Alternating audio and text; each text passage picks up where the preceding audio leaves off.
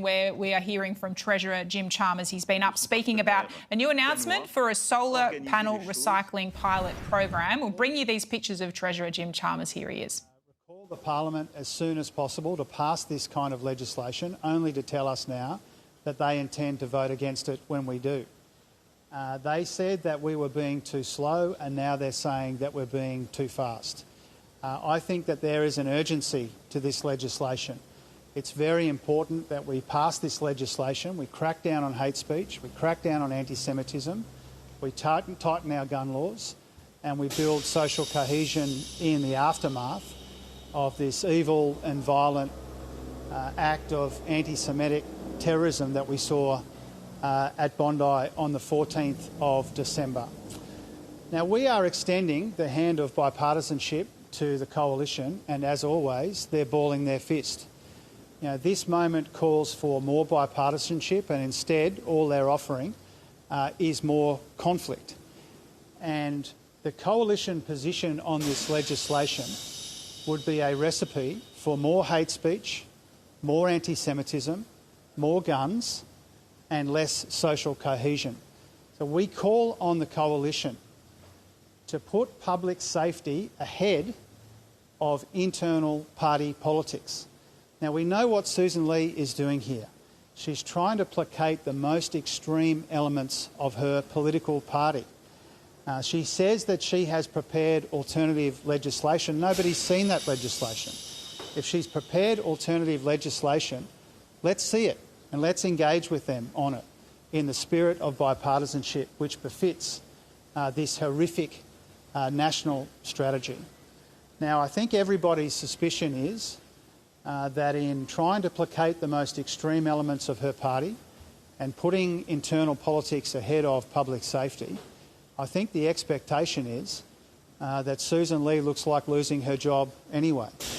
And so if she looks like losing her job anyway, the least she could do is to do the right thing as she heads out the door. This moment calls for bipartisanship. We've extended the hand of bipartisanship. We're prepared to work with other parties in the Parliament to pass these laws urgently, because that's what the situation demands.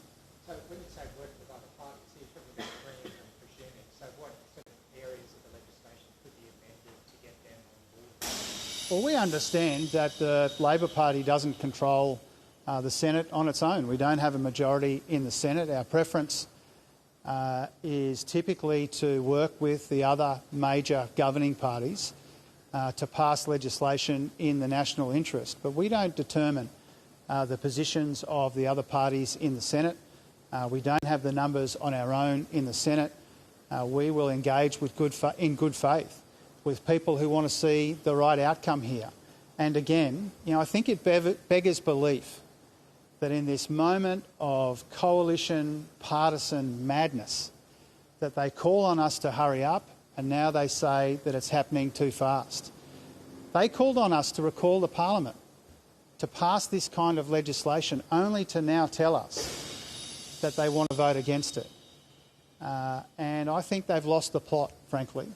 They've forgotten what the major purpose of this legislation is, which is to make our communities safer, to crack down on anti-Semitism and hate speech, to tighten our gun laws, and to build social cohesion. I call on them to remember what this is all about and to stop putting their extreme internal party politics ahead of public safety and the broader public interest.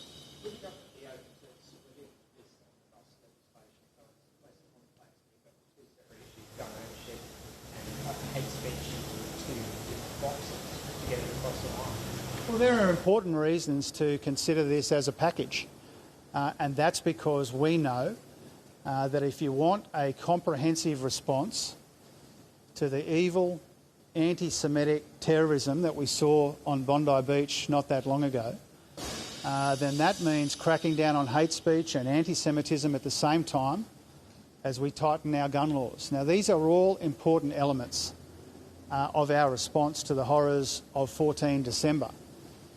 And our political opponents seem to call on us to split the bill only to vote against all elements of it anyway. And I think everybody understands what they're trying to do here. They're looking for a partisan outcome. We're looking for an outcome in the national interest, and that's the difference. Do you share Michelle Bullock's concern about threats to the independence of the US Federal Reserve? Well, first of all, obviously, I'm not going to weigh in on a legal process that is underway in the United States or indeed the political commentary that surrounds that in the US. But I do want to make a couple of related points. First of all, central bank independence is absolutely essential. I am a very big supporter of central bank independence. It's why my Reserve Bank review reforms were all about making our central bank more independent, not less, strengthening our independent Reserve Bank rather than weakening it. It's why I don't predict or preempt decisions that are taken independently, correctly, by the Reserve Bank and its board. So central bank independence is really important. That's the first point. The second point is I know Jay Powell. I've met with the Chairman of the Federal Reserve on a number of occasions, and I've participated in a number of meetings with him over the years as well. And he strikes me as a very professional, very diligent public servant in the United States. I know him a little bit. I respect him, and that's been my experience with him. The third point I'd make is this.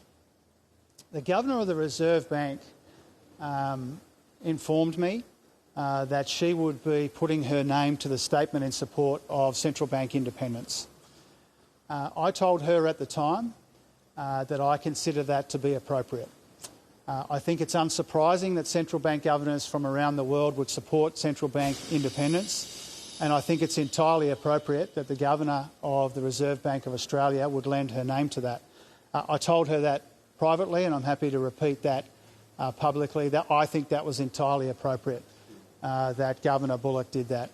And so, broadly, the specific issues at play here are a matter for the Americans, but the Australian position, the government's position and the Governor's position are very clear. Is there any update on the ambassador post in the United States? No, and it's only just been a few days since Ambassador Rudd announced his intention to step down. I was with Kevin in the United States when the news was made public. I was able to convey to him privately what I would convey now publicly. We have been extraordinarily fortunate to have someone of Kevin's calibre, intellectual rigour and experience serving Australia in that really important post in Washington DC. And from a personal point of view, I've been a big beneficiary of his insights, from his relationships in the US. I've been working really closely with Kevin, as have a number of cabinet ministers, throughout the 3 years that he's been our ambassador. He's been an outstanding ambassador. We thank him, we wish him well. He's on to another important role where he will continue to make a really important contribution. And I'm grateful that I had the chance to convey our gratitude to him personally as we went from meeting to meeting in Washington DC, including with my counterpart, Secretary Besson. Treasurer, religious leaders have written to the Prime Minister warning of freedom of speech issues with regards to these hate speech laws. Does it need further scrutiny, and what are your thoughts on those concerns more broadly? Well, we take issues that are raised with us in good faith, we take seriously, and we do our best to take those views into consideration. I think there are important reasons why we're acting with urgency when it comes to responding to the horrors of 14 December. But in putting this legislation, of course we listen to people from different communities. There has been some consultation already. We're a consultative government, and I don't believe we have to choose between getting it right or doing it quickly or consulting. Those are the essential ingredients of the legislation that we put before the Parliament on Monday. And once again, I say to our political opponents, please put the national interest and public safety before the internal politics of the coalition parties. This is their chance to do the right thing, and we call on them to do it. Thanks very much.